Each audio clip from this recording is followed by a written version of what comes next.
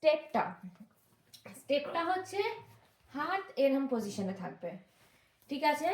এটা হচ্ছে একটা কাথাকে স্টেপ, হ্যাঁ, যেটা আমরা রাবিন্দ্রিকে ইউজ করি।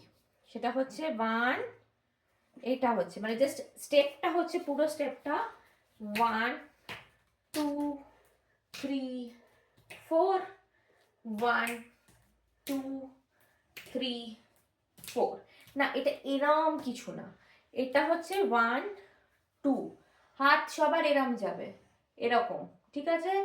এখান থেকে জাস্ট এরকম ঘুরবে, ঘুরে ডাউন, আবার হাত এরম যাবে, এটা এরাম ঘুরবে, ঘুরে ডাউন।